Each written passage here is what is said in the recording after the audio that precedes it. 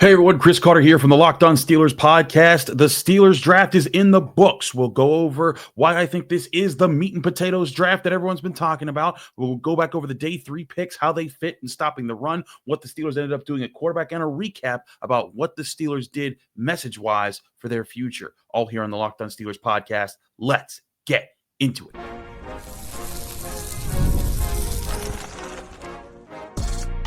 You are Locked On Steelers, your daily Pittsburgh Steelers podcast, part of the Locked On Podcast Network, your team every day.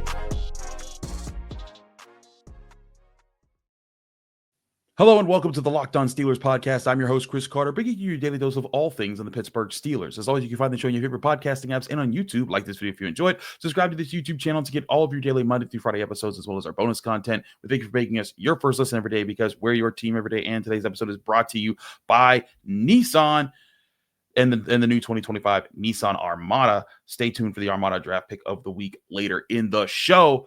Steelers fans, the draft is over. We now have a full look at the class. We'll do a full recap of that in a bit here. But I think that we got to talk about how a lot of people are addressing this. I did this with Josh Roundtree on 93.7 The Fan after the draft was concluded. I was at the Steelers facility on all yesterday going over the final picks.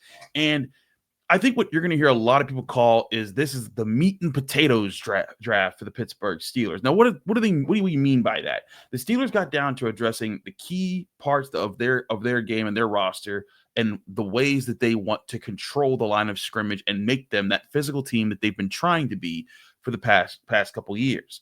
This isn't just a this year thing either. This isn't just a one year swing at it. This is part of what I think Omar Khan and Andy Weidel have been building to be a longer term process for the past 2 years and now for a third straight season. You think back to the investments in the offensive line the last 2 years. You got Broderick Jones, you got Troy Fautanu, you got Zach Frazier.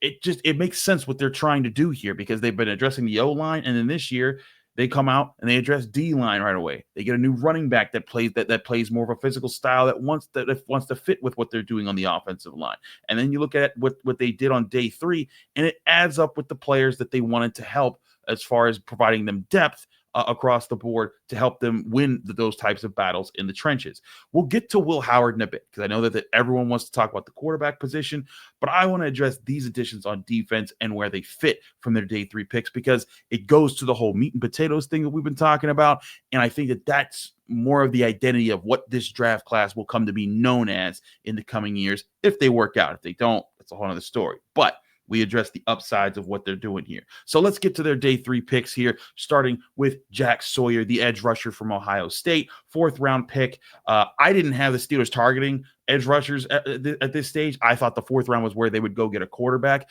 But edge was certainly a later need for the Steelers. I thought that this would be more of the 5th, 6th, 7th round range where they would go get a guy there, because the Steelers do need a 4th option as an edge rusher. They know, one, injuries are a thing, but also just having that rotation being healthy where you can take TJ Watt and Alex Highsmith out of the game and not feel panicked because you just don't have depth behind them. We know Nick Herbig is part of having that depth, but I think they needed a player to complement Nick Herbig, and that's where you wanted to find something a little bit different if you're the Steelers. Now, Jack Sawyer, the guy that they got from Ohio State, I think that he can help be that complement to what Nick Herbig is. Remember, Herbig's a really good option off the bench as a smaller pass rusher. He's quicker, he's faster, he has good technique getting after the quarterback, but he's still developing his presence against the run. He's not a bigger guy, and that's part of the challenge that I think that the Steelers are trying to address here with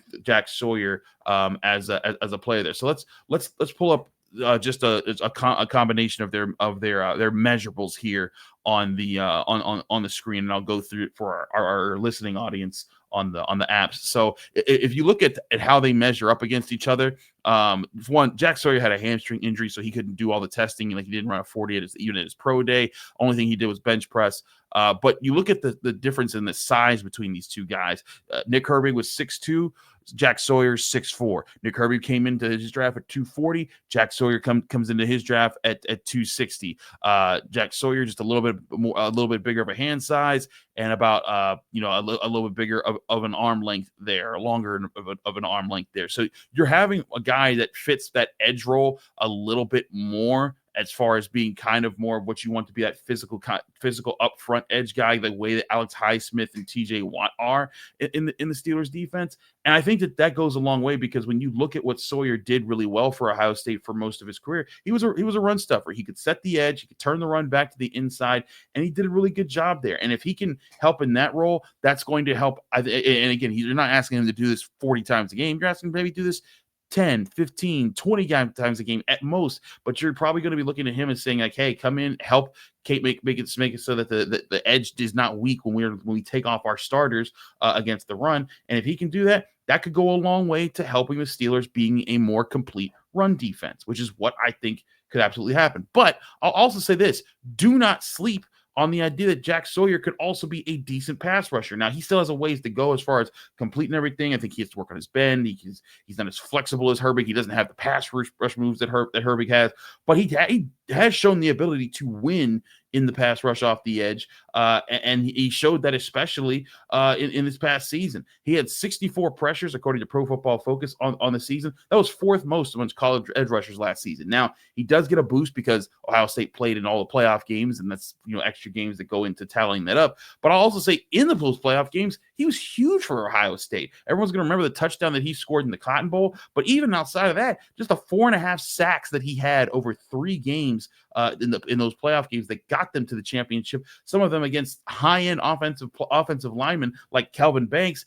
I think it speaks loudly to what Sawyer can be. And he's also a swagger guy. Like, he was a guy that he embodied like the physical presence that Ohio State had, and he wanted to be that person that could set a tone for them. I think all those things add up to being a prospect that could really fit with what the Steelers are trying to do at depth behind their starters at outside linebacker. Now, even if Sawyer doesn't live up to the hype of being a sack man that can generate that kind of pressure consistently in the NFL, I think it's what he's going to be doing against the run that's going to help the most. I think that's why he's being brought to the table, is because he can be that physical presence. And that brings us to the other day 3 defensive front addition, and that's Yahya Black. I'm going to still call that guy Yahya, but it's actually pronounced Yahya, and he's the Iowa defensive tackle the Steelers brought in for a pre-draft visit. He does have one of the lower relative athletic scores of defensive tackles this year, but still drew interest from the Steelers with the pre-draft visit because he was a pure run stuffer. When you look at what he did for Iowa, it should be noted that I also think this is interesting. Carl Dunbar, we spoke to the Steelers defensive line coach. He did not say that Yahya Black is the team's new nose tackle, even though that he looks like more of like a pure run stuffer, and with the way that he would be used, or whether he was used the best at Iowa.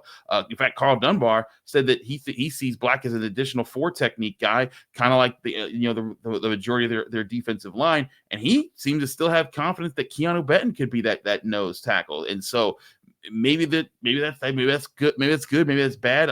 Keanu Benton, I don't think, did well in that role late in the season, but hey, defensive linemen take time to mature. It took Cam Hayward several years before he became the Cam Hayward that we all know as like the captain, the leader, the superstar defensive tackle. It took Cam Hayward time, so maybe it's going to take Keanu Benton time.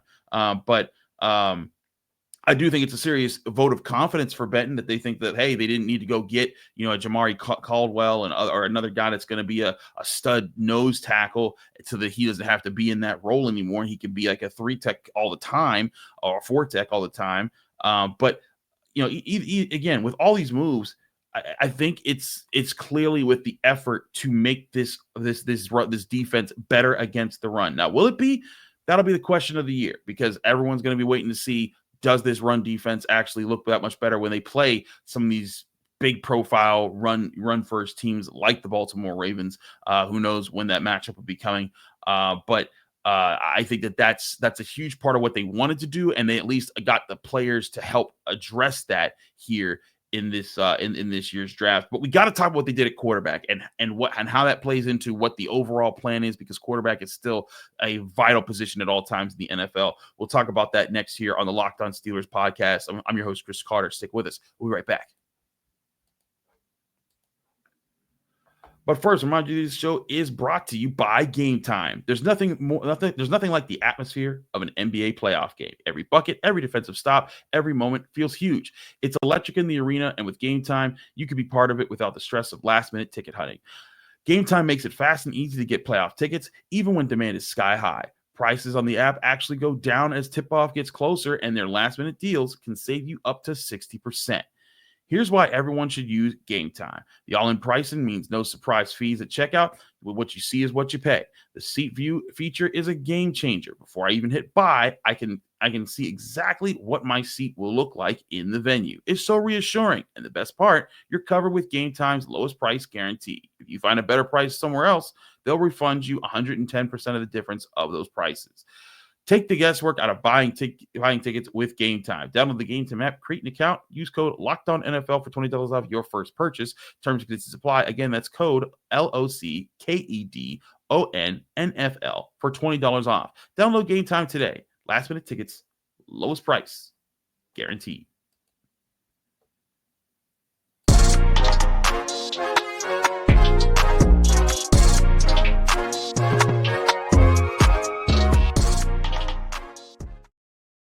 We're back here in the Locked On Steelers podcast. I'm your host, Chris Carter. We continue to go over our recap of what happened with the Steelers in this draft class. So, of course, we do got to get to the other part of day 3 here, and that's the addressing of quarterback, because they did do that. And they picked Will Howard, the Ohio State quarterback. Now, if you remember, I've been slotting Will Howard to the Steelers for like months now. Like when I've been doing my mocks, it's been like, all right, they'll get this guy in the first, this guy in the third, and then they'll get Will Howard. They'll get this guy in the first, this guy in the third, and then they'll get Will Howard. And I kind of have been slotting. It just seemed like he was the fit that they were looking for, because when I looked at him, I was just like, I think that this makes a lot of sense for what he was able to show in the college football playoffs, what they're looking for. This is backup quarterback range. Everything adds up there.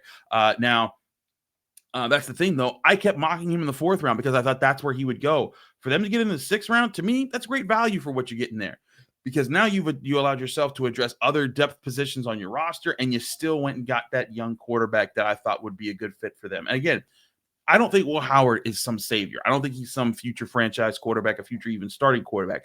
I think he's kind of like Mason Rudolph. I compared, in fact, I've been comparing him to each other recently, but I think it kind of makes sense when you look at their measurables. You look at them side by side. Mason Rudolph is like 3/8 of an inch taller than Will Howard. Will Howard's hand size is just a little bit smaller, his arm length just a little bit lower. But when you look at Will Howard and what he brings to the table, body-wise, he has a lot of Mason Rudolph. And it's also, if you look at his high release when he throws the ball, the way that he does it, I think there's some similarities there with Mason Rudolph. And that's something that I think the Steelers were interested in bringing along, because Mason Rudolph right now is bringing you a great value for a 3rd-round pick that you made in 2018, as being the quarterback that's kind of helping you have the bridge between Ben Roethlisberger and what you hope to be your franchise quarterback maybe next year in the NFL draft. And so if Will Howard can be another bridge guy like that, or can be someone in your background, I think that's fine, and that's kind of what you're going for there. So I think the bottom line was the Steelers didn't want to reach on quarterback and take someone that was going to force them to miss out on one of these prospects at these other positions that they saw as a priority in this draft class. And again, it's important to not reach on mid-tier quarterbacks, because then you're missing up the opportunity to keep building up to be ready for that franchise guy. So now you've got, with Will Howard, you have a 3rd quarterback in your quarterback room, and a young one here. You got Mason Rudolph, you got Skylar Thompson, and now you got Will Howard. And I'd still say there's a strong chance that Aaron Rodgers does end up signing with the Pittsburgh Steelers. And again, this isn't the plan for the long term. Aaron Rodgers ain't sticking around for more than a year, I think, at best. It's just for them to get through this year and get to 2026, where you hope that the quarterback class is better. And again, I've been saying all along, I think that's the plan. I think it could be better. Will it be better? time will tell in how that pans out. But the bottom line was, don't reach for the early quarterback, and they didn't. They got their man in the 6th round. That's exactly the definition of not reaching. Now, everyone who watched my show for the past several months, especially in the past few weeks, and they followed my work with the Pittsburgh Post-Gazette and everything I was saying, knows that I've been banging the table for a long time now that the Steelers were not actually interested in Shedeur Sanders, that that was a smokescreen to try to keep people off their scent and what they were trying to actually do. And I think that certainly, kind of proved itself out. Personally, I thought it was smart of the Steelers to get Kaleb Johnson in the 3rd, but as the draft went on, I was like, wow, okay, if the Steelers are actually interested in Shedeur Sanders, this is the time to get him. It was in the 4th round when he was sitting right there, and I was like, this makes a lot of sense. But I gotta say, I was a little surprised when they actually didn't go with Sanders in the 4th round, because to me, I thought that there was some like for Shedeur Sanders, and I thought that was the spot to go get that guy there. But instead, they opt for other options there. And granted, he ended up going. Shedeur Sanders ended up going to just another round later to the Browns in the 5th round, and there's going to be questions about that. But I think that the Steelers, if they really wanted Sanders, they were going to take him with. They could have taken him with that 4th round pick, and maybe that was another gamble. Maybe they thought he'd still be available or something like that. But my projections that I've been giving you guys for a while about this draft class, about where I thought this quarterback class was, and it's just based off of what I've been reading with how the Steelers were operating, the people I talked to, and again, I projected Sanders as a later round pick, and not a 1st round pick, or not an early one. That's why I said for the longest time I thought he was the smokescreen. But maybe the real smokescreen wasn't just that he was a potential early round pick. Maybe the real smokescreen was that they were interested in him at all, because they didn't even take a shot at him in the 4th. And I thought that was the sweet spot. But that certainly caught me up. That caught me as an interesting point there to see, like, okay, this clearly is the Steelers' plan here. I thought eventually, I was like, okay, this adds up, but then they didn't go through with it. So it'll be interesting to see what that quarterback situation is like in Cleveland. I mean, Shedeur Sanders getting drafted to Cleveland, who also drafted Dylan Gabriel in the 3rd round. Just still don't get that one. That was just so bizarre. While you still have to, you still have to you're still putting things together with their quarterback room. They got Kenny Pickett over there in the quarterback room on top of Gabriel and Sanders, and then you also have Joe Flacco and Deshaun Watson, who's injured. So that quarterback room is going to be a complete mess. I think that is a easy Hard Knocks topic for someone to be like, hey, who should be Hard Knocks this year? It should be the Cleveland Browns. So that quarterback situation is, because that is going to be absolutely bonkers. But anyways. Again, I thought it was interesting that the smoke screen wasn't just for the initial liking of Shedeur Sanders. Maybe it was for the liking at all of Shedeur Sanders by the Steelers front office. And hey, we'll see what the real plan is of what I've been saying soon, because I've been saying that for a while. The plan for this year was to get through this season by focusing on becoming a better roster overall, so that when you do make your aggressive play for the franchise quarterback, you're not just hoping that you hit it. You've hoped that you hit it, but you've also already developed the background and the chemistry for that quarterback to inherit a really good situation, to be able to come into a team to play well, and to that team to not depend on them to play well to have to win all their games. And that's the kind of stuff that helps you change the direction around, become a better franchise, become a better a team, and become more dangerous later in the season. So again, I think that's been the plan here. It's why they didn't want to take a quarterback early, because they wanted to use these picks on these positions of need, and they have done that. And now I think they're closer to taking that big step in the future. We're going to take a quick break. When we come back, I want to talk about what that future is like and how they get there, especially with this draft class and how it compares to what they've been doing. That'll be next here on the Locked On Steelers podcast. I'm your host, Chris Carter. Stick with us. We'll be right back. But first, remind you that this show is also brought to you by Nissan. The Armada Player of the Week is brought to you by friends at Nissan and the all-new 2025 Nissan Armada. Each week, we'll be taking a look at the draft prospects and pick one guy that stands apart and the guy we believe showcased the strength and power needed to push the Steelers forward as we look ahead to next season. This week's Armada and clear-cut Player of the Week is Steelers' third-round pick, Iowa running back Kaleb Johnson. The Steelers needed a running back who could navigate the holes of the line of scrimmage quickly and aggressively, just like the Nissan Armada conquers the road with capability and confidence. When it comes to the Nissan Armada, they say go forth and conquer, and that's exactly what I think Kaleb Johnson can do with the Pittsburgh Steelers. It's clear that our Player of the Week is out here ready to conquer the road with confidence, just like you can in your all-new Nissan Armada or any of the outstanding vehicles at Nissan. Take the Nissan Armada, Rogue, or Pathfinder and go find your next big adventure. Shop at nissanusa.com.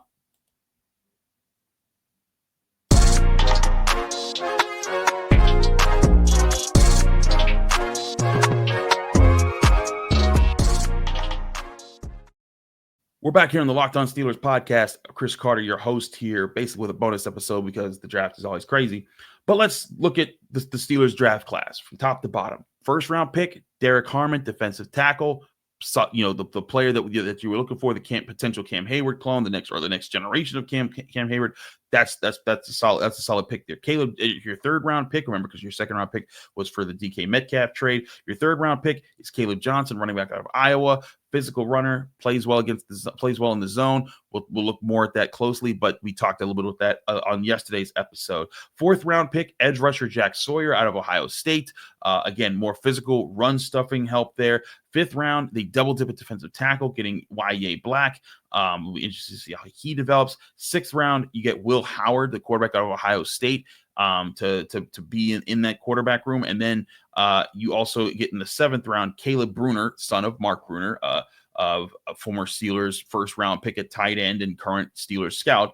But Caleb Bruner gets a nod. He's a linebacker from Washington. He'll come in and he'll be a camp body for the Steelers. We'll see how that plays out. But then I also thought it was interesting that they went and got the one player that they got that was not a meat and potatoes player, not a trenches player, and that was Dante Kent in the seventh round. Now, seventh round picks are just seventh round picks. They're not the end all be all. They're not this crazy thing, but it's interesting to see who they try to get and what they try to do with them. Because again, Andy Weidl, I think, continues to do what he thinks is best to try to get them to the position where the Eagles are, in that they can dominate both sides of the line of scrimmage. That's what they want to be able to do. But I think that's where it's going to be interesting to see how they fit things in. Now, again, where Dante Kent fits in, I think it's a seventh round pick.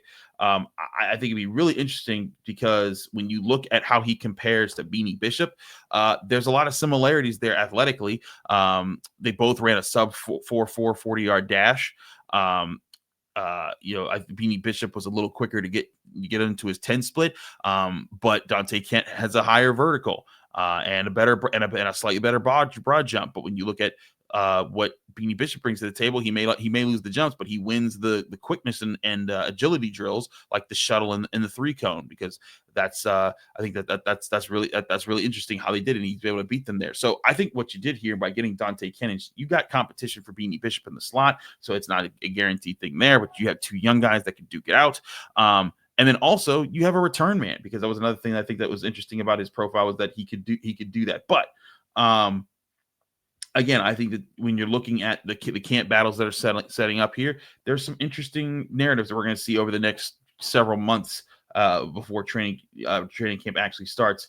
But I think, again, this is going to be an interesting camp battle, Kent versus Bishop. But there's going to be plenty of other interesting camp battles in how the Steelers try to go about figuring out who starts, who gets what opportunity. And so I think it's going to be interesting to see, do these young Steelers defensive linemen, how do they work with the O-line? How do they improve against them? It's going to be interesting to see how this group gels moving forward. But I think that's the biggest thing that this team needs to do at this point. They've been adding the talent.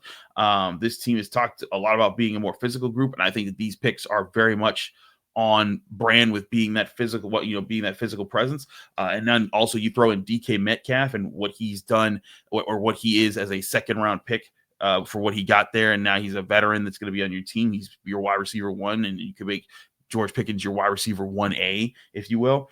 I think this team did a good job in this draft process. I think that they improved. I think that they fixed some things that there. But I think it's still part of the process that they're getting through. Everyone's going to be like, kind of hit or miss on the Steelers, especially until without Aaron Rodgers officially signing.